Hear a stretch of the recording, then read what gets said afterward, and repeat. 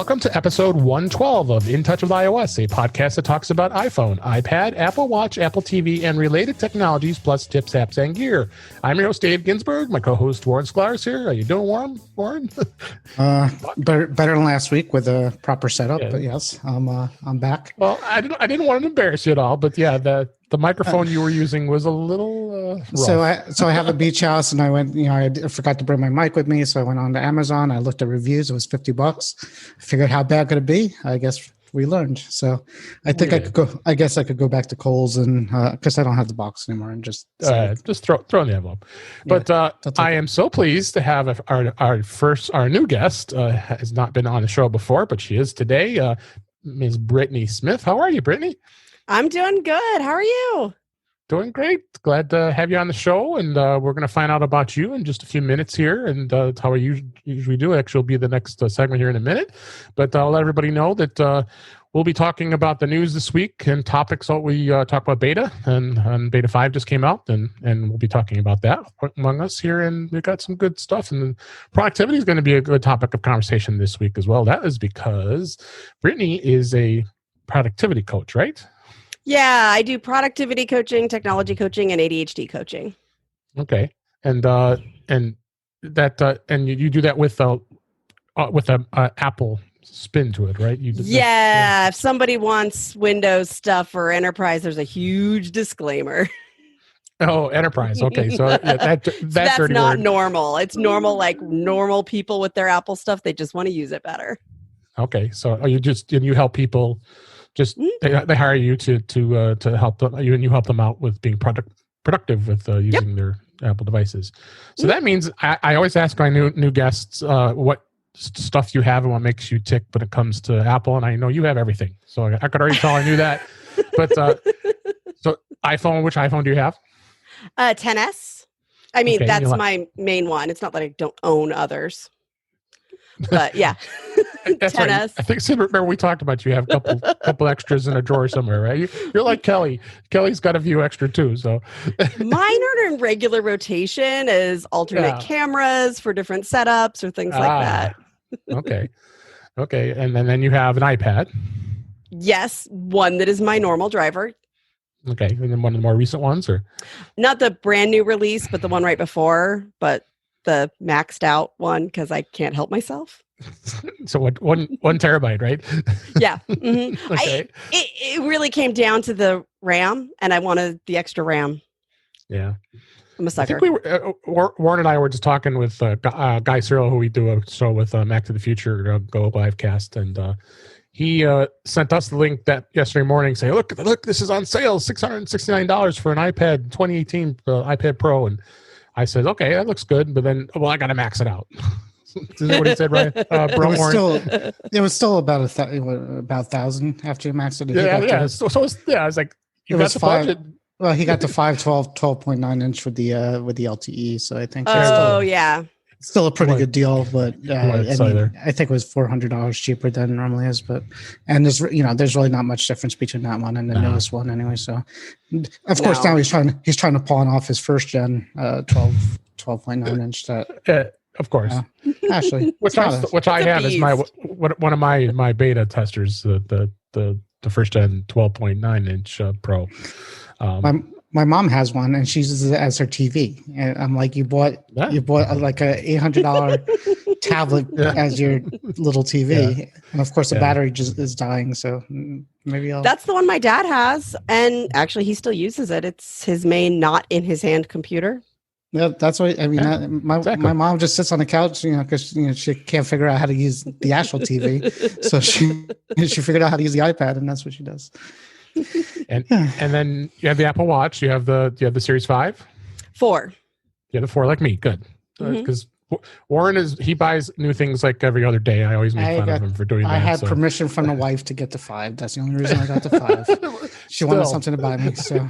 He has. I mean, I'm bad. I buy out new technology, but I've been trying to curb myself. Like I stayed with the 2018 iPad Pro. So did Warren. I'm impressed with you for not upgrading that one. That was different. That was a tough one. I couldn't. That was one I just could not justify that. And I thought about it, but I'm like, even now there's still no justification because there's no LiDAR Advanced, they haven't released anything that I know of for it. So there's nothing on it. And they're already talking about a new iPad coming soon. So didn't we all expect some LiDAR stuff at Dub and nothing? Yes. So I mean, if you don't have an iPad Pro, it's a good buy, because it's the same price and everything like that. So there's no reason not to get it. But if you have one, there's no reason to replace it with the older one.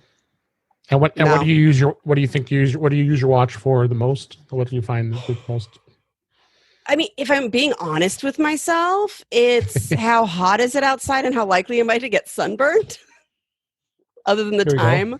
But yeah, every once in a while I look at my dad's watch. He has a 5 and I'm like, oh, you can see it at that angle, but it's just not that big of a deal.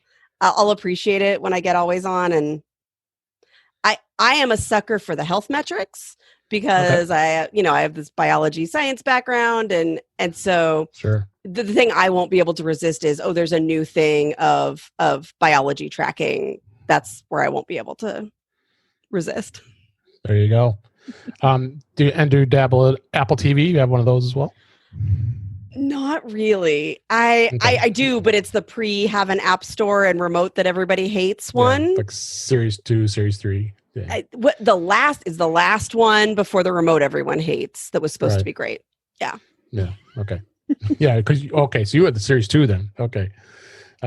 That's okay. I mean, still people using that. I mean, I had it up at our lake house and I was using it and it's like, God, yeah, I'm so used to having the new one, but I was about to get the new one for my house in Portland, and then pandemic, and I've been hunkering in Eugene because I live by myself in Portland and renting out the Portland house. And so I will, just for HomeKit management, when I go back to living in 2 cities again, I'll get one. All right. And most TVs most TVs have it now. They just announced a couple more Samsung TVs are getting the Apple TV app anyways. Yeah, but I have a projector in Portland instead of a TV, so I'll still get besides, what I really want is the HomeKit management. I know. Yeah. You could use the an iPad, I think, too. If you have an iPad, you could use it for HomeKit. Yeah, I keep swearing I'm going to wipe mine and my old one and give it to my parents for their business, but and Dave, I'm in my pocket. I got them both too. There's this one, or my other one behind me here. I got both. And I prefer the regular. Normally, AirPods Pro for those who are not seeing, sorry. Here. Yeah, I prefer the not Pro, like for most of the time. But if I need to block noise or like anything, like right now they're in so that it won't hear you. So the microphone won't hear you, but or exercising or vacuuming or something like that. I gotta have the noise canceling. There you go. All right. Well, like I said, I knew that you were fully decked out, and that's why I had you on the show, because you were just a true Apple fangirl, like we are Apple fanboys, and we love Apple, and well, it's great to have you on the show, and I was real excited to have you on, and we're gonna have some fun here. So let's Warren, you had anything else to add before we move on here to the news? I do not. All right. Very good. Let's go on to the first story here this week. Apple was working with the U.S. government on a quote-unquote secret iPod. And it's hard for me to say iPod because iPod has not been around for who knows when. I'm sure you all are the same way, right?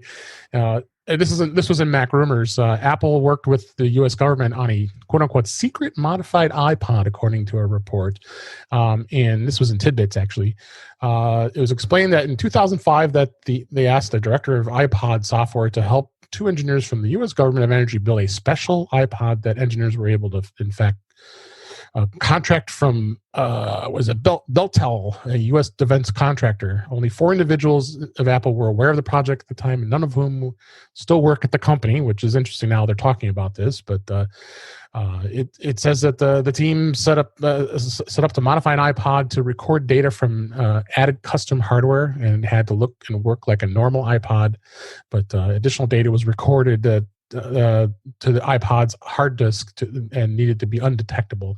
So they were pulling a government thing here. Let's undetect information and record it onto an iPod. If you think back to 2005, that's pre-iPhone. That's that was the biggest thing back then was the iPod. I mean, I'm sure you had one. I had one, of course. And Brittany, what do you think? This is interesting, actually. So that's pre me being an Apple person. Oh, I did not have an iPod. I can't even get my mouth around it. I know. Same with me. That's why I was enunciating iPod. I never owned an iPod except for the iPod Touch I bought when I was terrified that iPhone was never going to come to Verizon. Yeah. So, but it feels a little bit Get Smart. It does. Warren, did you have an iPod? I'm sure you did. Yeah, I did. I had the mini and the regular one. Yeah, me too. The shuffle. I had them all. The only thing I could say is U2 has to be involved with this somehow, and I don't know how, but YouTube? No, U2, the band. Oh, U2, yeah, right. So, with the YouTube special edition iPod. They had the red one, right, with the U2 one. And the red and black, yeah. Yeah, so I think, if you had that one, that might have been the secret iPod. And then when a little bit later in time, the album dropped, and that was, if you got the album and it made you crazy, that was part of this project as well. Yeah, that was the other project. Yeah, they had their album hit, and they said everybody gets a copy of it, whether you want it or not. Right. That was part of the secret government thing. Yeah. Yeah. Then they just record you swearing when it comes on shuffle accidentally, and they're getting your voice. That's what they were after. Yeah. That's right. And I think Bono is definitely part of the conspiracy. This conspiracy for sure. All right. Next story. This was in 9 to 5 Mac. Apple renames Beats One to Apple Music One and launches 2 more live radio stations. They announced a revamp of its live radio strategy for Apple Music. The Beats One streaming service is now being renamed, and it's they're launching 2 new stations: Apple Music Hits and Apple Music Country. All right, so we have some country music fans and some top hits fans here. We'll feature songs from the hits channel. Will feature songs from the 80s, 90s, and 2000s. Well, of course, self-explanatory. The country music one will be the evolving nature of country music genre, as this article says. And just like Apple Music One, the new stations will be hosted by an array of different hosts, presenters, and of course they'll have different guests, including, they say, Meghan Trainor, the Backstreet Boys, Shania Twain, and et cetera, et cetera. The reason I bring this up is I think this is probably the kind of the nail in the coffin for the Beats brand. I would not be at all surprised if the Beats brand just disappears at some point as this starts, because Apple Music was big and they're branding everything else with Apple, the Apple TV Plus and such. Warren, what do you think? I listened to Beats a few times. It wasn't really anything I got into. No. And I've seen, sometimes I'll be in Apple Music and I think I see the Elton John hour, and I don't know if that's part of Beats or not. No, that was a special. Is that a thing? Because that interests me a little bit, but I never did it. But yeah, I'll check it out. I think you have to be an Apple Music subscriber. You have to be a music subscriber to get the content. Yep. Right. So I'll check it out. But generally, I'm not a big radio station guy. I like my Apple Music. I like picking my songs. So not for me, but I think you're right about the getting rid of Beats. I mean, the rumors are going to try to get rid of the Beats on the headphones as well, on the branding. Right. So it looks like where it's going. You subscribe to Apple Music, Brittany? I don't. I do know that the Beats headphones, at least, were bringing in a lot of money when they got them. I don't know that people associate the brands the same way, but as for the stations, I don't. Yeah. Well, you don't subscribe to Apple Music. You don't have Apple Music. You probably have much comment on that. So, but I think really my thought was that I think we might be seeing some the Beats brand name in itself start to kind of wind down here. I would not be at all surprised. It's Beat. So it's Beat. Next story. Morton, you're going to be laughing the whole time, Brittany. He always hits those comments there.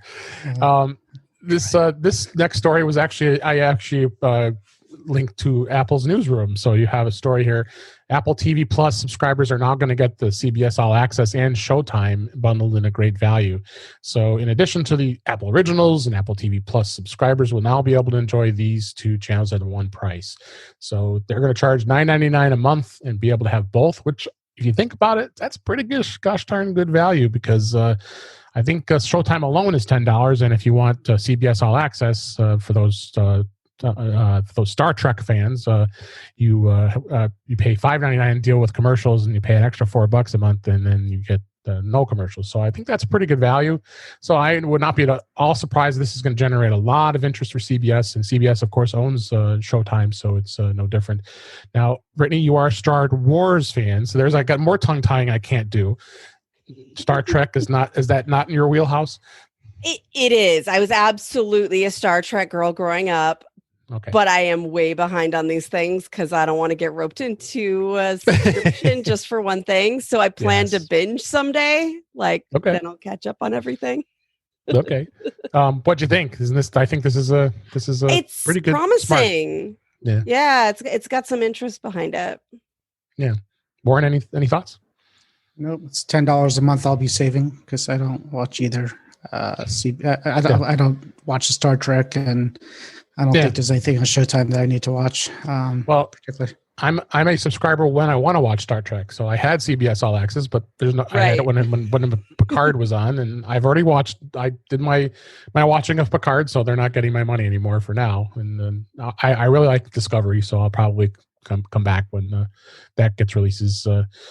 What the cartoon? I forgot the name of it. The Star Trek cartoon. The basement, the downstairs, something. The basement or downstairs, or there was something a new like that. one. There's a new one we were talking about last night, and no interest. So, it didn't look attractive. And then just to add on what we talked about last night, Warren, you like Ted Lasso, and gosh darn it, you suckered me into that, and I went and watched it, and it is an unbelievable show. It's fun, right? It's neat. So, oh my gosh. I watched all 3 episodes already. And and the next one's coming out. So it's on Apple TV. Ted Lasso, it's called. Yeah. It's with Jason Sudeikis. So it's cute. And, I told you yesterday, I lived in London for a while with my wife and my son. For her work. I could see how you totally appreciate it. Yeah. So it's just about this goofy American living in London and trying to get used to the English stuff. And it's just. And knows nothing about soccer. I'm sorry, football. Football.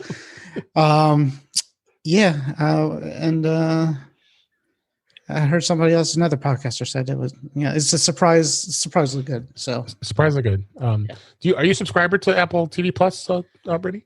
No, I'm not. I'm the only person who watched way less TV during the pandemic. You're probably smart because that's why you're productive, because you don't watch TV. So I wouldn't expect any comment on this, but it's an interesting show, and of course, Jason Sudeikis is known for being on Saturday Night Live. So, but he's like good show. He's like Ned Flanders, like a better Ned Flanders is basically what he plays. It's pretty cool. Yeah. Next story. This was an Ars Technica, but it's been everywhere. Apple now is valued at over a record $2 trillion. Their stock, and last I checked, it closed at $473 a share now. This is just insane. This is just the best time to be part of Apple and be fans of Apple, be users of Apple. I'm ecstatic. I saw some comments about people who are fans of Apple or who are geeks are not too excited about it. I'm excited about it. I think I love seeing Apple doing so well. What do you think, Brittany? I think it's interesting how fast this was from the 1 billion. Really? Yeah, it was. Yeah, I mean, I remember being a grad student, and I started following Apple really closely then, and telling my aunt, who wondered what she should invest in. This was right before that other stock split, the 7-way one. I was like, I know I'm biased, but I want to say this because they're about to do this stock split, and there's no way it's not going to go up. No. I never had the heart to ask if she did. Oh, that was I'm proud to say it's in my investments in 401k, but I'm a stockholder and very happy about that. I'll be getting lots of extra shares once the 4-to-1 split happens very shortly here. Warren, you have any thoughts? My wife's she works in finance, and just a warning. She thinks, not particularly Apple, but she said that there's going to be a correction because a lot of this is just artificial. Not just Apple, but the whole NASDAQ was up and the Dow has been up, and just be aware. Don't go crazy. There's going to be a correction soon. So I've been steady with the stocks. I have not with Apple. I've had it in my investments for quite a long time. So it's not like I'm just diving into this just at the beginning here. So it's always a long run. It's always So I'm already well ahead of what I put into it. Many years. So I'm not. So we got a little bit of it too, which is nice. So there you go. Next story, and this has been such the discussion. I've been involved with many conversations, as well as being on Mac Voices Live with Josh Senners on Tuesday this past week while we record this. Apple, of course, and the battle between Apple and Epic over the App Store protest, where they want to be able to charge for their services without having to pay that surplus to Apple. So, this article really just kind of extends that because, of course, now Apple is going to be terminating their developer account, and it's going to be coming up here in I believe 8 days is the deadline, unless they work things out, which I would hope they do. It's moving fast, and Apple had actually put out a press release and said that that basically the App Store is a safe place to be, and we hope that Epic will come around and go with what we're doing.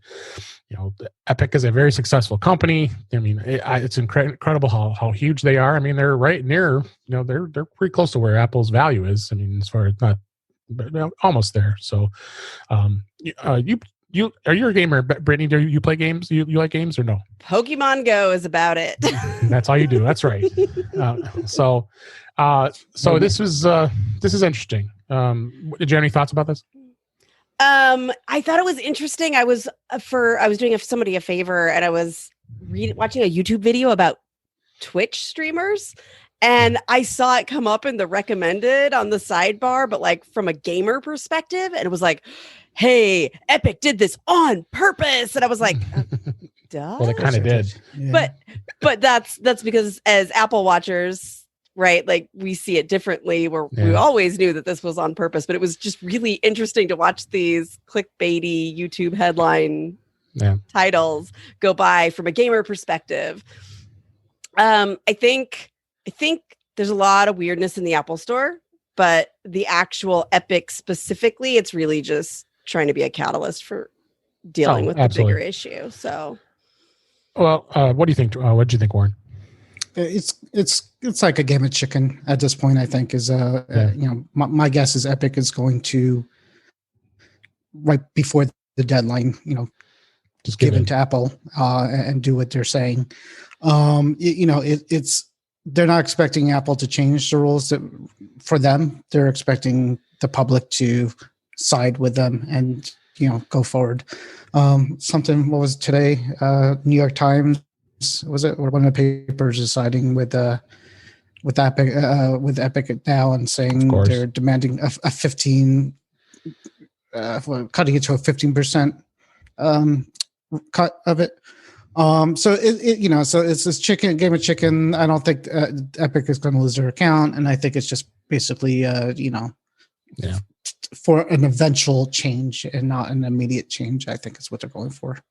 Oh, for sure. Which I don't think they'll get because they shouldn't. I think Apple has their store, and that's what it is. And deal with it.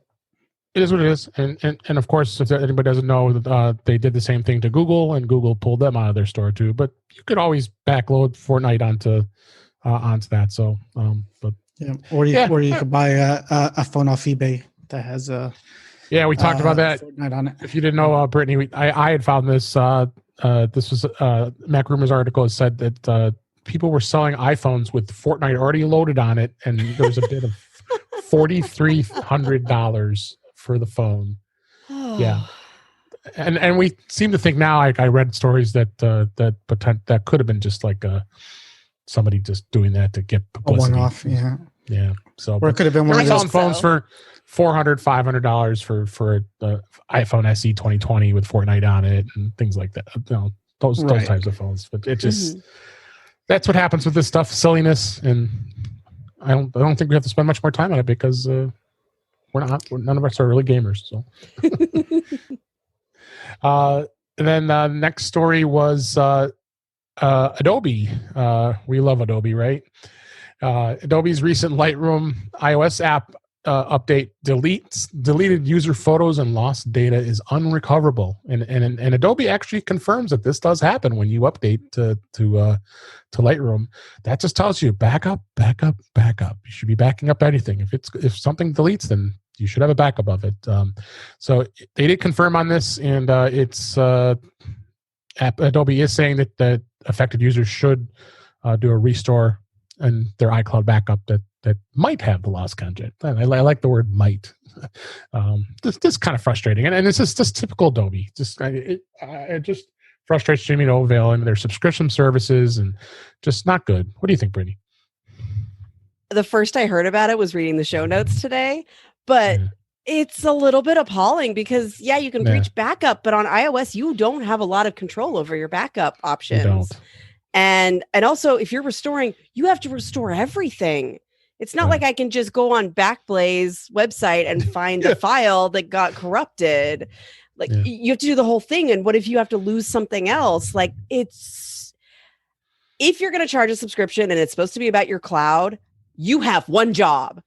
Yeah, like exactly. Protecting the data on the cloud is your number one job. Regular updates are second. Oof. That's brutal. Yeah, bad stuff. Warren, any thoughts? Whoops. That sums it up, right? That's all I got. Yeah, back up. Adobe. That's all we got to say. All right, let's move on to the topics. Brittany, I know. Do you do much and dabble in beta at all? Are you? It depends on how stable it is, because I have a real job that's not talking about technology, except because my clients aren't going to be on a beta, right? I need to do it in time. I'd like to do some videos to my YouTube channel about iOS 14, and I've been, forming my thoughts on it since they were announced, but it hasn't been stable enough, and I run my whole business out of shortcuts. And so I'm in a Slack with other shortcuts enthusiasts, and I sort of follow that to see how the shortcuts beta is coming. And if it's coming along okay, then I think about it. But I watch it until it feels like it's not going to screw me up. Well, this is time I always make fun of Warren. He lives on the cutting edge, literally. He installs beta on every one of his production devices, Mac, iPhone, iPad, Apple Watch. I often wait until a Mac operating system has been out 3 to 6 months. The Mac is easy because you could dual boot that, so that's what I've been doing on those. Just more work. Yeah, that part's fun. I enjoy that. Good. But this week, Beta 5 was released, so it's good to see Apple continues to release the latest betas. It's both on the developer channel as well as the public beta. So again, I keep telling people, disclaimer: do not put beta software on your primary device. Just do it. And he says that every week. Just do it. What's the worst? But some of the highlights was it looks like some widget adjustments, widget privacy, which is good. I like to see that. And we were talking about this with that hidden folder that appeared in Photos. Did you find out anything about what that is? Yeah, so it is. So basically, if you go into settings under Photos, there's a toggle now for hidden photos that you could turn on and off. So if you turn it on in settings under your photo albums, a hidden album appears. You could put pictures in there. I guess the thinking is then at that point you could go back into settings and Photos and turn hidden album off. And this way, if somebody's in your phone, they're not going to think to turn on hidden. I mean, it's not PIN protected, which is I found kind of weird. It's not Face ID protected. Yeah. So anybody if I knew you had if I knew you had a hidden album, I could go into settings and turn it back on and see it. But I guess the thinking is you're not going to know somebody has a hidden album unless you know. You won't think to look at it. So that's all it is. You could turn on the hidden album and hide photos in that album, I guess, if you want. Okay. Because people would hide in iOS 13. You can hide your photos so any prying eyes that happen to pick up your phone can't look at those hidden photos. But now that folder's right there. Right. The folders. It shows the folders, so you could put them all in an album and hide the entire album. So don't know what I would hide, but. Looks like you can turn it on and off, so you could toggle it not appearing. So, yeah, exactly. Anything else stand out to you that was on the beta this week? The big thing actually is the clock widget works now. Okay. Before this beta, the clock widget it wouldn't refresh until like intervals. So like your clock would be like 8:30, but the time widget would be like 7 o'clock because it doesn't. You refresh. have one job. Yeah, exactly. That's right. So, the widgets are supposed to be live, and they're not. For some reasons, I guess for battery, but they fixed it, so now it's pretty much live. So that's a big thing. I didn't see nothing. Well, I did link to an article on Mac Rumors as far as with what they found, and one of the things is the spatial audio visualization is they showed it. So they tweeted this as well, and I'm looking forward to hearing that because I would like to really see how the spatial audio works. Yeah, I am totally waiting for that. Yeah. Have you tried it yet with your AirPods or no? Or is it's not on. It hasn't been released yet. Okay. Yeah. So they like a one-way that's thing. Right. That's right. They have a visualization video that Mac Rumors shared. That actually shows what it's going to do. You got a speaker in front of you. You got 2 to your side and 2 behind you. So it's going to be interesting to see how that sounds. So, but nothing. The Apple Watch beta is out as well, and this was the first time this beta cycle that they're letting public beta of Apple Watch. WatchOS 7 is out there. That's the second release of that was released as well. Anything in the watch? That just a warning on that. So I kid about the other stuff, but the watch is irreversible. Right. As far as the beta, it's the only device out there that you cannot revert back to. So if you do the beta, that's like a tattoo that stays. It's permanent. What? You can just take it into your Apple store. Oh, wait. Yeah, exactly. That's right.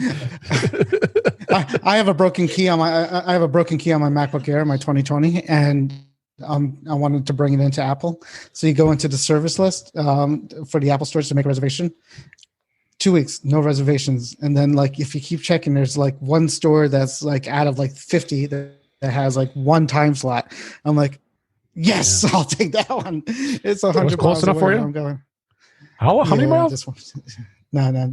I found one that was close, but it was only one out of like 5 that I could have picked. But yeah, and how far were you willing to drive?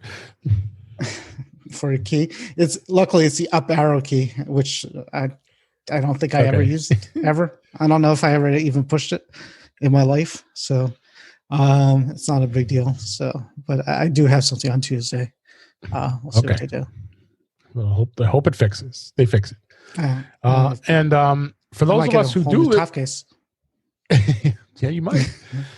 And for those of us who do live in the real world and you are still on iOS 13, 13.6.1 was released. I think it was last week, and it was a very small update, 110 megabytes. Had some bug fixes, and it was good to run it and to fix it. But I found this article. This was on ZDNet, and the question is, should you install it? It fixes some bugs, but does it bring others? Brittany, did you have any? I didn't have any problems with 13.6.1. Did you install it, and did you have any problems? So I'm on the 13 beta because I wanted access to the feedback app, quick access to get Apple feedback. So I've been on that one theoretically for a while. I think one of the things that people forget is that what's going on your phone isn't just the operating system. Like while Apple's getting ready for iOS 14, there's cloud stuff happening. It used to be really routine that my phone would be super buggy, like from April or May on because they were getting ready for dub, and that's decreased slightly, which is great. But yeah, there's stuff that goes wrong that is not related to your actual operating system too. Right. Yeah. So, I mean, again, I sometimes question using ZDNet as a resource for news sometimes, because of course they cover mostly Windows and other stuff, not too much focus on Apple. But I mean, some of the stuff before, right? I thought I thought this battery thing happened with another update before this too. There was another one in iOS 13 that people were complaining that it was draining the battery too. So it's not the first time it's happened. Yeah, and then they also said that he did in the article was mentioned that the camera app felt a little slower and sluggish than before. But again, this relates back to I hate to spin it back to productivity. People are you have that much time on your hands, you're going to worry about that much difference in the performance with the camera opens. Yeah, okay. So just be aware. I mean, you definitely should install it.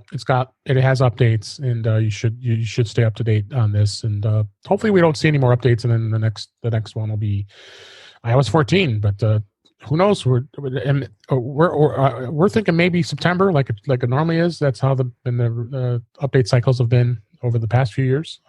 So we'll hope to stick with that. And I'm looking forward to iOS 14 because there'll be more stuff to cover and more stuff to talk about. So. All right. With that, let's dig into some discussion about productivity. I picked this topic only because I know Brittany is a subject matter expert in this area. So certainly an enthusiast as well as a career. Yes. And I thought you could talk a little bit to us about productivity using your iPad and your iPhone. I think those are the two primary devices that you would use to be productivity. Where do you think is a good place to start as far as, let's start with the iPhone. What's the things as far as that productivity that make you tick, and you think that what do you teach your clients, I guess I should say? Yeah. And I mean, in terms of working with clients, there are always so many things that are personal. I mean, I have clients who use a paper planner and they'll still hire me right. And a paper to-do list. And I'm a big believer in what works for you. Even though there are some people who think they don't need a calendar at all, I do always disagree with that, whether it's paper or digital. But I mean, I bought a pocket PC in 2001 because I knew I needed alerts on my calendar if that was a thing I could have. If I could have the information in my pocket, I needed that. Yeah. So, and as far as an iPad goes, any other tips as far as... I mean, productivity, before we dig into some of the other topics we're going to hit here. Yeah. I mean, I've really been loving, I didn't get a Pro until the one that I have right now because I was pretty sure I would always lose the pencil or it would never be charged. And then I just wouldn't use it and I'd just be frustrated. And as soon as we got the inductive charging magnetic always attached, I was in. And I moved all my client notes to digital, which has been the best thing I've ever done. But that also was aided by shortcuts, improvements, and things like that let my workflow flow with using it. And that's a good transition over. Warren, did you have any other thoughts on productivity? What you do with your devices? No, I'm listening and learning. Shh, be quiet. All right. I want to make sure you're involved. You know, you're part of the show here. This is her time because she knows what she's talking about, and this is good stuff. and I do have always room for opinion. And I do have a little ADHD, or at least I used to. So what? This is good for me too. Yeah. There's no such thing as used to. Hi. Okay. Well, I'm eating a lot more sugar nowadays, so that's probably part of it too. So that could do it. I'll do it. Yeah.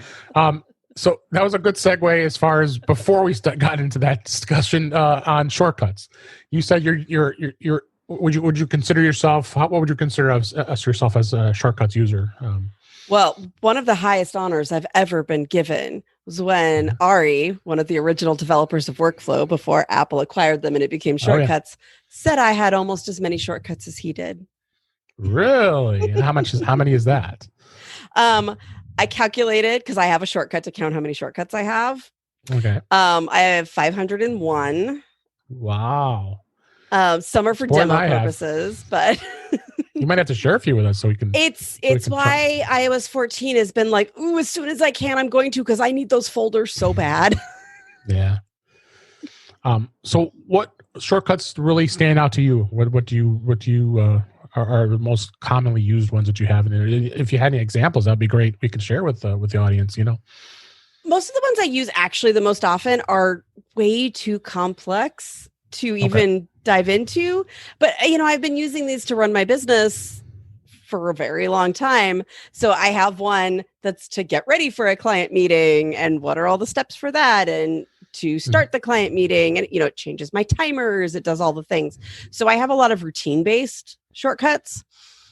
But then when it comes to ones that are just, wow, this is a huge payoff for a regular person for the effort involved, a lot of times there are things like a quick text or email that you send all the time and automating that, because what I really like doing with people is finding what's the biggest barrier to getting this task done. And sometimes it's, as they say, in your head, like everything else, but it's, I just hate doing this. Okay, what are the pieces that you hate doing? And let's figure that out. And I'm a big believer in using automation, not to save time, but to save brain space. I feel like I love the XKCD comic about automation and like the time. It's cute and it's clever, but you always have to factor in the time you spend procrastinating stuff too. Okay. and the consequences and all those things. And so using it really to make your life better and to spend less time doing the things you hate, like that's a life improvement. Yeah. Sounds like you got some YouTube videos you might be putting in the hopper here soon. Yeah. I did my Mac Stock talk on cognitive neuroscience and shortcuts and automation. And then I made some supplemental videos actually walking through building some of the shortcuts that I talked about. And those will be coming out here really shortly, at least one by the time this comes out. And then okay, good. Subscribe to get the others, I guess. Yeah. Well, don't worry, we'll have links. Coming. Don't worry, everybody can see them. So, well, yeah. I mean, I had Rosemary Orchard on earlier at the beginning of this year. She wrote the book on for taking control of shortcuts, and she had some great tips and stuff. I don't know if you've looked at that. She probably goes a little more deeper, and well, obviously has it written in a book format here. So as far as a lot of the shortcuts she does, but she's up there too with a lot of shortcuts. I think it's some of the things she's doing is similar to what you do. Yeah. I had a chance to meet her last year, and she's great. And then I met her at Mac Stock last year too. On it. Yeah, and there are a lot of really good resources. My editor did point out when he was putting these together that I don't go over the basics very much. I'm just showing how to build the shortcut. And so, yeah, I'm planning to have links to all of the other references. All right. Well, make sure we get those links and find out more about them, because I'll be the first to admit I'm not big on shortcuts. I got to get better at it, and I think shortcuts are just so incredibly powerful. Warren, I don't remember. Do you dabble in shortcuts much at all? Not normally, but I did today. I found one that I like that I created. I was very proud of myself. Yes. All right. Please share. So I'll tie it into my app pick because it all ties together. So okay. So I bought a new car. It's on order. It's a Tesla, so I'm excited about that. But the strange thing with the Tesla is you have to pay extra to get the home link, and the home link is the thing that opens up your garage door. But I have a wireless garage door opener. I have a MyQ, which is from Chamberlain. In any case, they're really stupid, and you have to buy another piece of hardware to get the HomeKit enabled on it, and that's like $80, and I didn't want to do that. So I found this app I did a little research. It's called Simple Commands. It's kind of like an if then that kind of thing, where it ties together the apps together. And for some reason, that's the only thing out there that will open up the garage door. But what it does, you could do it from the app, but you could also SMS a message to the app itself and tell it what to do, and it will open and close the garage door. So I'm like, okay, I'm getting there. Now I'm like, how do I make this easier? Shortcuts. So I could make 2 shortcuts that says open and close garage door, and have it send a text message automatically. This way now I could do it all hands-free from my car, and I could say, hey, S, open the garage. Hey, S, close the garage. And the shortcut text. It's just, it all does is text a message to the app. That's great. No, that's a perfect, simple one. I know my pal Kelly Gamont set up a home bridge mostly to deal with her garage door opener. So yeah. That was option. I mean, I could buy that hardware, and then some people you could get the Homebridge. I don't think you have to get that stupid. So they had it for Alexa, and then they took that, on, I'm good. Which is helpful because you always have access to that when you're sitting in your car. Well, actually, I do. I got one of those Rove has like an adapter with it built in. I never use it. I hate it. But in any case, they took the functionality out because they're greedy, and then Google had it. But anyways, it was a mess. I'm like, this is so dumb. I don't want to have to pay extra money to be able to open up my garage. So there you go. Now Siri does it with the shortcuts. So now, so it actually made me go through all my shortcuts, and I had like 20 shortcuts in there that I never used. So I cleared them out. Good. Now I just have to 2, and now I'm into like maybe playing around and doing more. I had one that told my son to do his homework. So I said, "Hey, do your homework." And I think it like called him and texted him and bothered him. So he seems better now. So I don't think I used it in a while. So yeah, it's definitely inspiring me to play around with that. And there's a couple of repositories, right? You could go out there and find places to get these shortcuts. Yeah, there's a link, and I can give it to you, David, that tries to pull all of the different resources for shortcuts together. And it looks pretty cool, what I've seen of it. It mentions Rosemary's book and David Sparks' field guide and things like that. And also Mac extra Stories apps. Too. Yeah. Yeah, in the Mac Stories library, obviously. Yeah. Yeah, the risk is getting overwhelmed because there's so much you can do. And I mean, I sort of, for lack of a better word, grew up with it. And so all of the I don't get overwhelmed as easily because I know what actions were there before, but now there's so many. It does tend to be a little bit less discoverable than one might hope. Yeah. But you get them on the watch, right? I saw the shortcuts come up on my watch. On the beta. Oh, is that true? Mm-hmm. Yeah. Anyways, it came up on my. She can't wait. So on my watch, I had the 2 shortcuts the 2 shortcuts that I created. I'm like, that's great, but if I had like 100 of them, that would be like horrible. So you can have a folder because you can have folders now, and just have only the ones that say watch sync with the watch. Yeah. Oh, cool. Very cool. Yeah, that was neat. So yeah, this way you could just tap it. Yeah, if you have that link, vile tempter. Just do it. Do it. If you have that link, we'll make sure we get that in the show notes, and everybody can check that out. So, other topic I wanted to bring up for productivity is, and you did this in one of your videos, was using the utilization of Do Not Disturb. Can you kind of a little bit elaborate more on what you do as far as how you use Do Not Disturb and what you tell others? Yeah, there are days that I do not focus as well as others, and other days, and I need more focus. You have a lot of options where you can set Do Not Disturb for when you leave a location or in the next hour, because I noticed a lot of clients I had when I was initially preaching Do Not Disturb, they were worried they would forget to turn it off, which is understandable. But now when you long press on it in the control center, you can save for a certain period of time. I have it built into my shortcut to start a client meeting.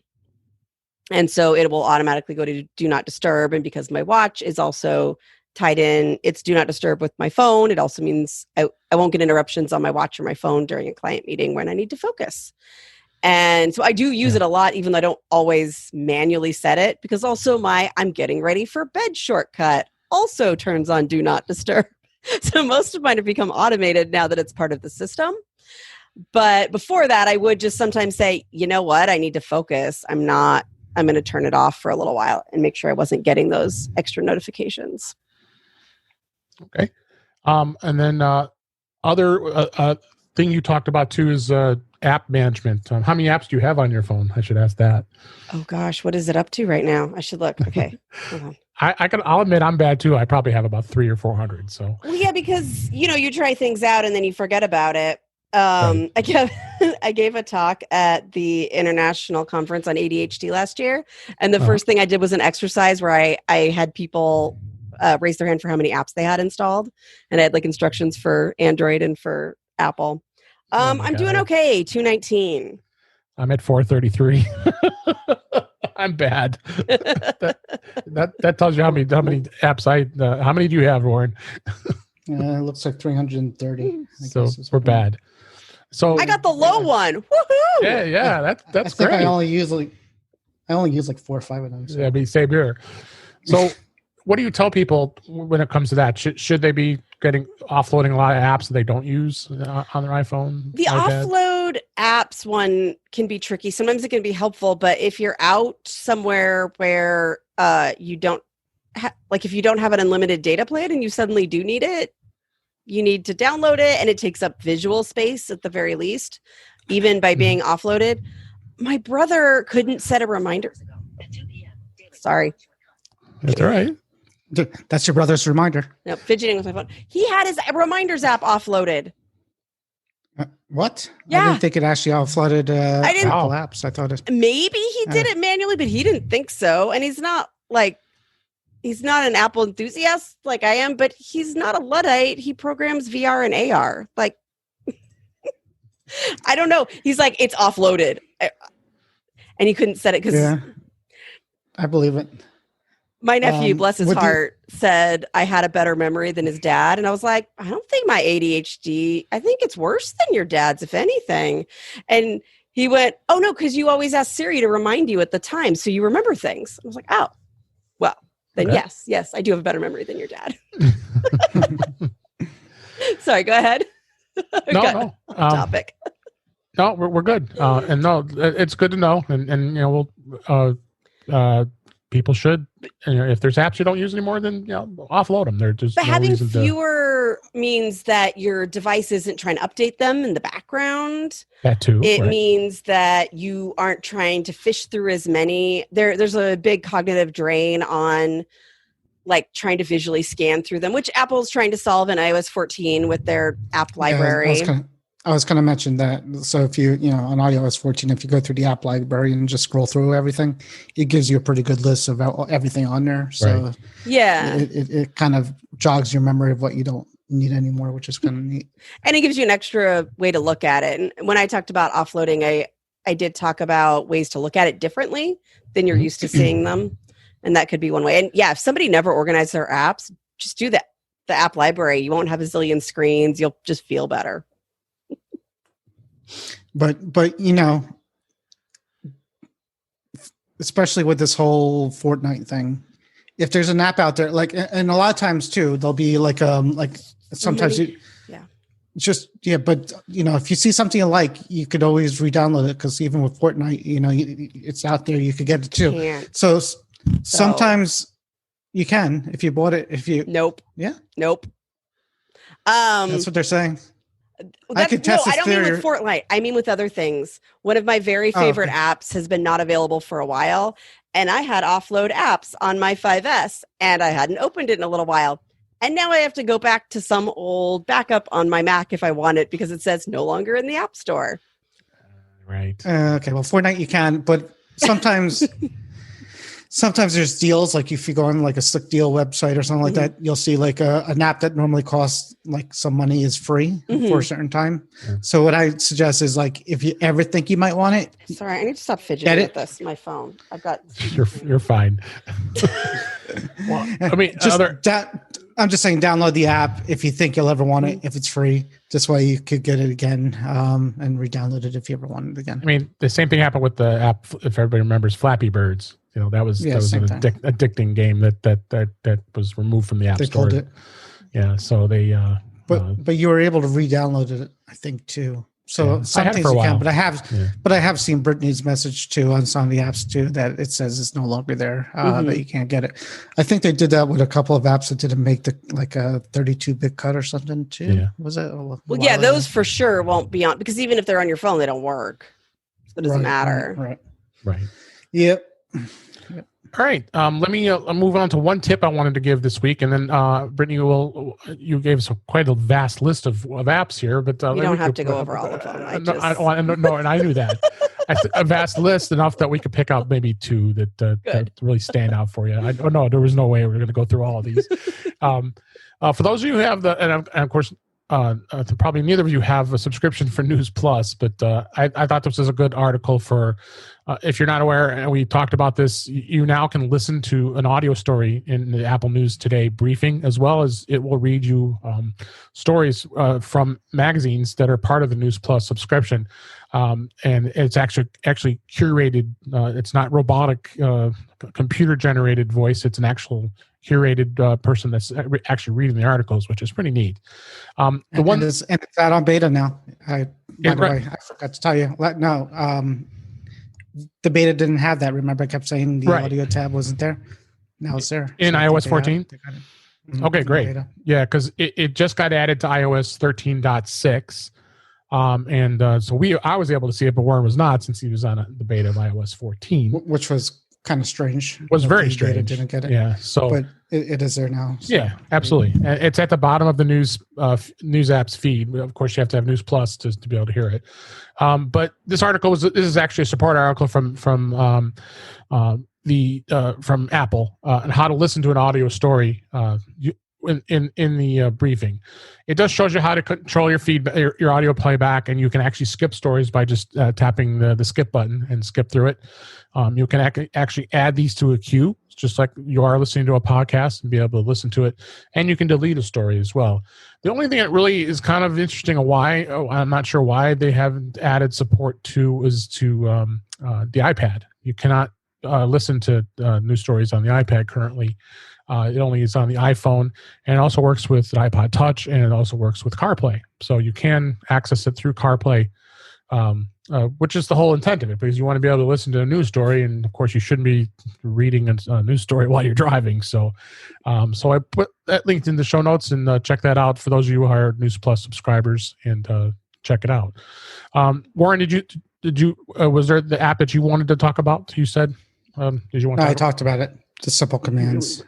So it's in there. It's called Simple Commands, and it's sort of like it's called If. It's basically connects to some smart home devices and some services like A and G's and all that, and it basically lets you control it. It's sort of like an if then in that app, but it seems to work with some things that doesn't work with. Very good. And it's free. No charge. I like that. We always like free. Yeah. And Brittany, two apps that stand out to you that you just could not live without.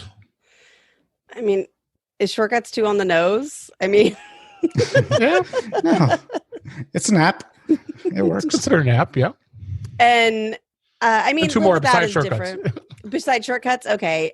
Drafts is my blank space of putting things, and I love it because you can just put your thoughts there. You don't have to worry about where do I put this thought. And if it's live without, OmniFocus is the one that I'm using for my task management, because it's the only one that I like how it handles defers. And I like it in general. And so that's probably another one I would struggle without. Okay. All right. That's fair enough. And what does OmniFocus do? Task management. Okay. And that's not free. That's the price, isn't it? No, it is. Yeah. But they're really sticking with their paid upgrades model, which I love. Okay. So you're at least paying less than what you would be paying if you bought a brand new license. Yeah. Okay. They work hard. We'll have those two links in the show notes. I actually tried, they advertise a lot. You hear it all the time is the backup service called iDrive. iDrive is a pretty slick backup system, and I really like how you actually can go in and not only are you backing up your Mac and you can back up your iPhone and your iPad as well. And it does full out backups. And you always should have secondary backups, if not third backups of everything. And then being able to access files and such through that is very nice. And it's on iCloud. I've also talked about iMazing. iMazing is a great app that allows you to be able to do much more granular backups of your iPhone. In fact, I was finally trying to attempt to do a full backup of my iPhone using iMazing, and of course, I had a backup that was encrypted, and I don't know what the password was on the encryption, and it just drives me crazy. So here I am. I said, you know what? I'll bite the bullet because you can do a reset settings. But of course, you lose all your you don't lose your apps and stuff, but you lose all the granular settings, like, you got to say allow location access, and you got to do this, and you got to do this. So I'm recovering from it, so it's not a big deal. It resets your wallpaper, that kind of stuff. But those are two things that really stand out and important enough to me that you should have multiple backups of it besides iCloud. And like you said, Brittany, it's a pain. Right now, you cannot do a full out restore of something, just one file. You have to do like a full restore of the iPhone, and that's so much time and it lost productivity for sure, because then you got to reorganize your iPhone. And iMazing does try to get you files from within an app, but it's, as the operating system has become more complex, it's less and less often that I'll find the one I'm looking for just within an app. So, all right. Well, that's, did you have anything else you wanted to share with us, Brittany, as far as, Oh, this is great. I'm having a good time. Good. All right, good. Well, we have come to a close of the show, though, actually, because we're at the hour here, and we don't want to go crazy here. I need sleep. People lose the people, and he needs sleep. Past bedtime. So. So let's go ahead and wrap things up here. And that's a wrap for this week. Please send your comments, questions, and suggestions to our email address, feedback@intouchwithios.com. You can follow us on Twitter @intouchwithios. You can subscribe in your favorite podcatcher, including Apple Podcasts and many others. But better yet, go to our website @intouchwithios.com, where all the links to all the ways to listen to us are there. I am Dave Ginsburg, and you can find me on Twitter @DaveG65. Brittany, where can people find you? If it's Twitter, on the occasions when I tweet, ADD Liberator, and my website is conquer.consulting. Great. I really appreciate you being on the show. It was a lot of fun. Thank you. No problem. Thank you. And Warren, where can people find you? It doesn't matter. I just want to thank Brittany for coming. I'm actually after I take my nightly sleep tomorrow. I'm going to play with shortcuts. So my nightly sleep. Yeah. Nice. I have. No, you really have. You've inspired both of us, actually. So it's exciting. But thank you. I definitely enjoyed it. Yes. Thank you. Enjoyable.